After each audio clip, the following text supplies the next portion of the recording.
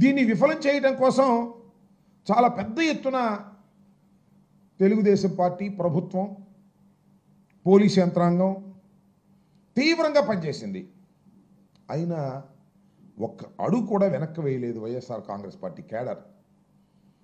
ఇంకొక మాట, ఈ సంవత్సరం పాటు కూడా ప్రజలకు వెన్నుపోటు పొడవడంతో పాటు వైఎస్ఆర్ కాంగ్రెస్ పార్టీ కేడర్ని నాయకుల్ని భయపెట్టాలని చిందరవందర చేయాలని అనేకమైన కుట్రలు కుతంత్రాలు చేశారు. అనేక మంది నాయకుల్ని కేసుల్లో పెట్టారు, జైల్లో పెట్టారు. వైఎస్ఆర్ కాంగ్రెస్ పార్టీ కార్యకర్తల మీద తప్పుడు కేసులు పెట్టారు, జైల్లో పెట్టారు. బెయిల్ రాకోకుండా నివారించేటటువంటి కార్యక్రమాలు చేశారు. సోషల్ మీడియా యాక్టివిస్టుల్ని లోపల పెట్టారు, కొన్ని చోట్లయితే తెనాల్లో కొట్టినట్టుగా కొట్టారు. అయినా కూడా ఎక్కడా కూడా భయపడకోకుండా, భయపడకపోతే భయపడకపోయారు.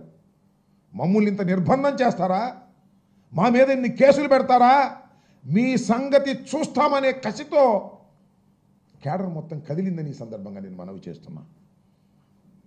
అద్భుతమైన రెస్పాన్స్. ఈ దుర్మార్గమైన పాలన అంతం కావాలి, అవసరమైతే ఇవ్వాలి, అంతం కావాలి అనే పద్ధతుల్లో ముందుకు వచ్చారు. కానీ ప్రజాస్వామ్యంలో వాళ్ళకి ఇంకా 4 సంవత్సరాలు ఉంది కదా, అంత పెద్ద ఎత్తున నినదిస్తూ అద్భుతమైనటువంటి రెస్పాన్సు ఇవాళ ఇచ్చారు.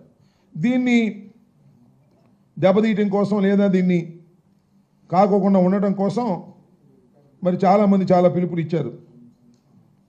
తెలుగుదేశం పార్టీ పిలుపునిచ్చింది, మరి పవన్ కళ్యాణ్ గారు కూడా పిలుపునిచ్చారు.